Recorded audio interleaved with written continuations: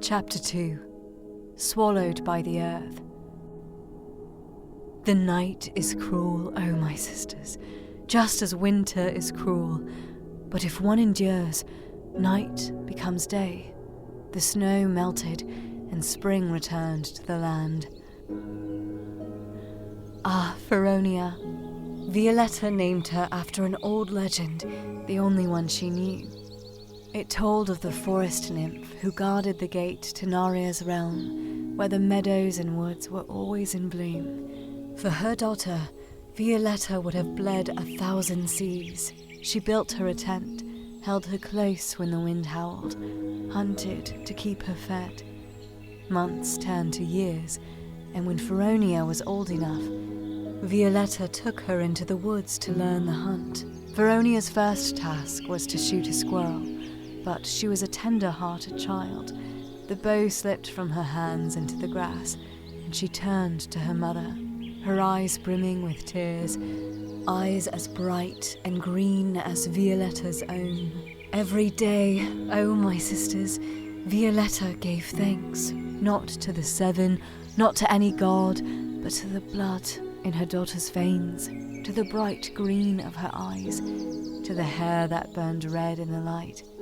Her eyes were not black, her hair was not raven. Proof that no part of him had taken root. Proof that she was untouched, untainted. "It's all right, little one," Violetta said, folding FERONIA into her arms as the squirrel darted up into the trees. "You don't have to be a hunter if you don't want to."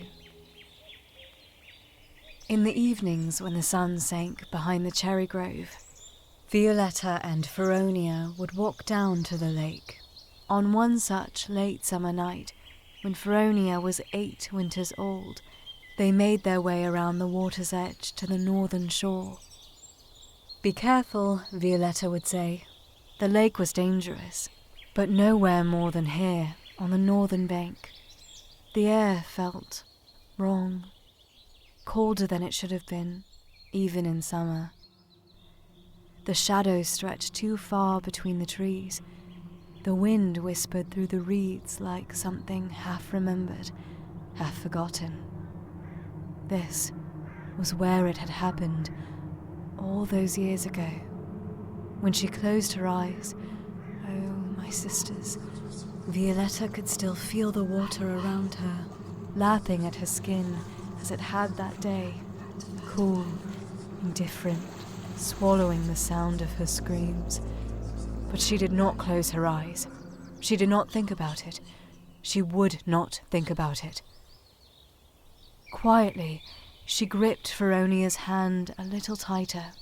Still, FERONIA loved to kneel at the water's edge, slapping her palms against the stones to watch the droplets dance. "Who is that there?" Violetta would ask, pointing at her own reflection. "That's you, Mama." "And who is that there?" she asked again, pointing at FERONIA's reflection. "That's me," FERONIA would say. Violetta kissed her hair and wrapped her arms around her. They sat like that for a long time, though never long enough. "Oh, Mama, look!" FERONIA gasped, pointing to a lizard shimmering with bright colours along the water's edge. "Those don't live on our side of the lake. Can I get a closer look, please?"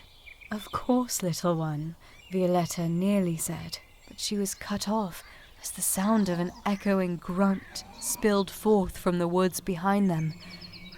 Violetta froze. Slowly, she glanced over her shoulder into the woods where the trunk stood, gnarled and terrifying, thick with moss and mushrooms. If there was wild swine in these parts, she thought, they had to leave, now. "Come along." Her grip tightened around FERONIA's wrist, firm, urgent. "But I want to see the lizard." "I'm sorry, little one," Violetta murmured. "The path home around the lake is long, and it's time to sleep."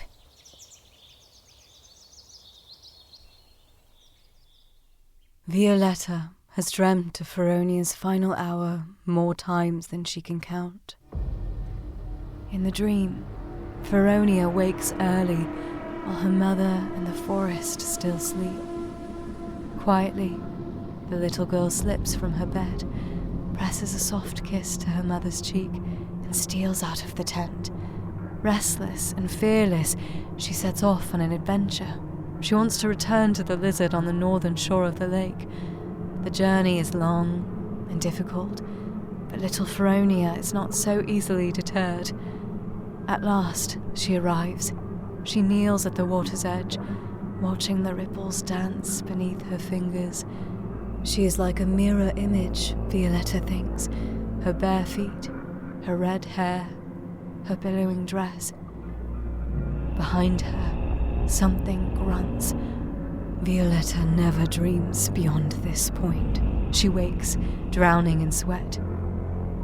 It happened at dawn. Oh, my sisters, if dawn it could be called. The sky had brightened, yet there was no warmth, no light, only grey, stretched thin over the world like old skin.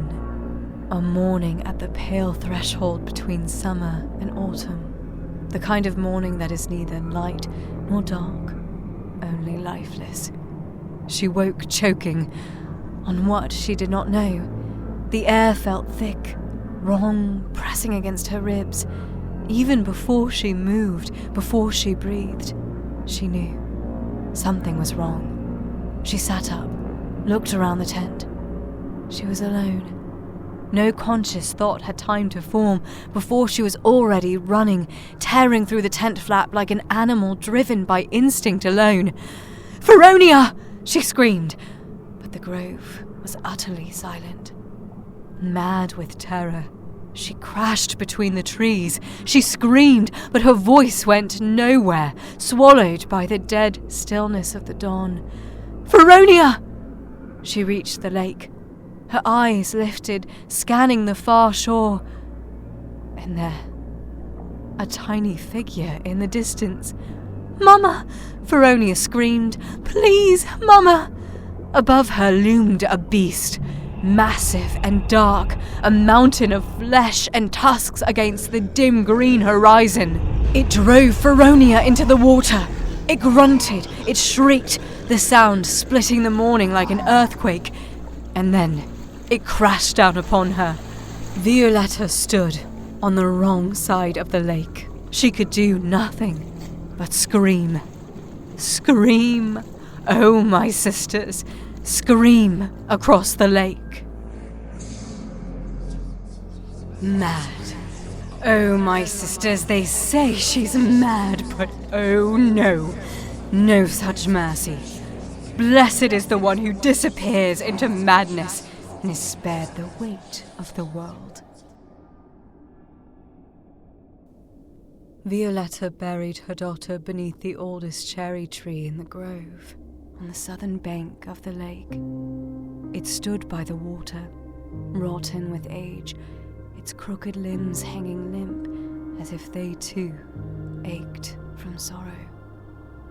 She told herself she must be strong, but the words meant nothing. Oh, my sisters, strength meant nothing, not when the grave lay open before her, not when FERONIA lay lifeless within it, small and still, her red hair dulled beneath the empty sky. Violetta could not breathe, could not think, could not do anything but fall. She collapsed beside the grave, her fingers clawing into the soil, gasping like a creature drowning on land. No mother should have to see her child like this. The spade slipped from her grasp, and she crawled down, down, down, down into the grave.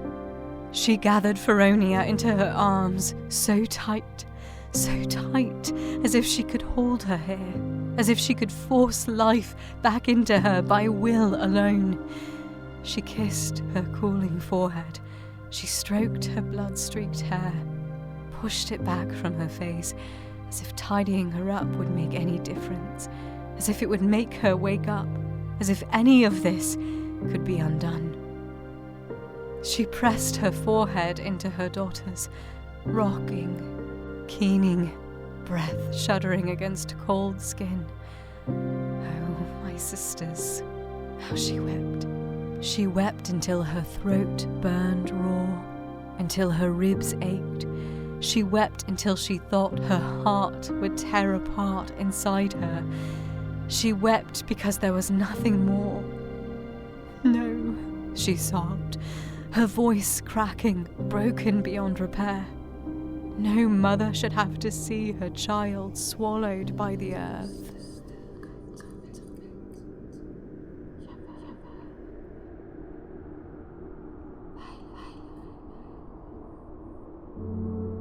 Evening fell, and at last Violetta grew weary. She did not move from the grave. With her arms still wrapped around her daughter, she drifted into sleep, and her sleep was dark and empty.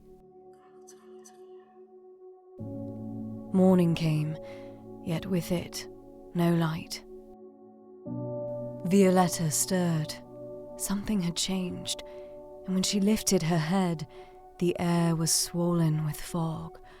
It pooled between the trees, creeping over the earth like a living thing. It wrapped around her shoulders, laced through her hair, curled against her skin like a whisper. And in it, she heard, "You." Yes, you. Oh, my sisters, the lot of you. You sang in the fog, in the trees, in the endless depths of shadows taking shape among the trees. Violetta did not know the language in which you sang, but she did not need to. She felt the meaning in her marrow. She knew what you wanted. She knew what you promised. A breath shuddered through her lips. "Forgive me, FERONIA," she whispered, pressing one final kiss to her daughter's hair. Then, with trembling limbs, she climbed out of the grave and did as your voices willed. "Mama is doing this for you, little one." She picked up the spade and started to cover her child with dirt. The labor was slow, unthinkable, but your voices did not abandon her to her work. They wove through the mist, rising, falling, urging her on. And when FERONIA was swallowed by the ground at last, Violetta let the spade fall from her hands, right there, underneath the oldest cherry tree in the grove, on the southern bank of the lake. She wiped the tears from her face. The voices in the fog called her onward. She turned. She gazed into the lightless grey of dawn and drew a breath. You sang, "Oh, my sisters," and Violetta began to walk.